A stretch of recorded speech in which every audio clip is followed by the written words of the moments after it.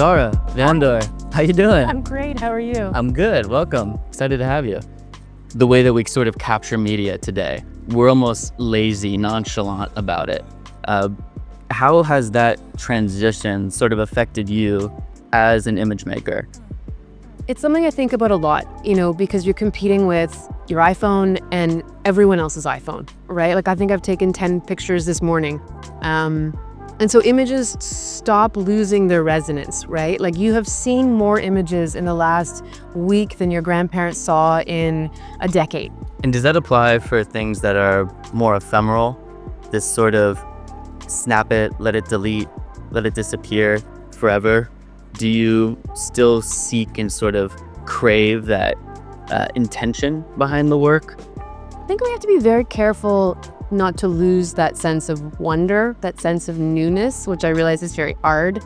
I think now, the visual arts, as an example, you're competing against film, you're competing against social media, you're competing against just so much more chalk in the ocean.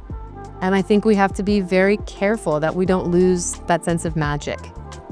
So speaking of magic, you have a really amazing installation, would you call it? Installation here. Imaginary friends. Yep. The whole idea here is that you're capturing photos that don't exist, right? Yes. Where did this idea come from? Ideas just come to me. They pop up. But this idea that there are too many images in the world right now has been something that has been a real central concern for a long time now. So when I was approached to do this project, I thought, how do we make an image that makes you think about how images are made in this context, right? Like to create a moment that didn't exist. So, building on this idea of social media, that you are constantly bombarded with people's moments. They want to share, they want to flex, they want to show off, they want to document, all these images become a little bit numbing. And I wanted to see if we could sort of put a little jolt back in this image making moment. Where is the evolution of this concept in your mind right now?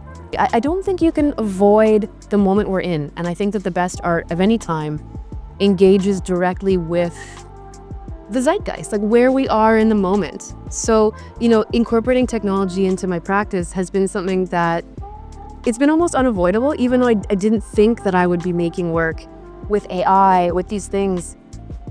It sneaks in. You don't really have any control about how you see the world and how that gets reflected back out at you by the things you make. Yeah, I think it's really beautiful. Thank you.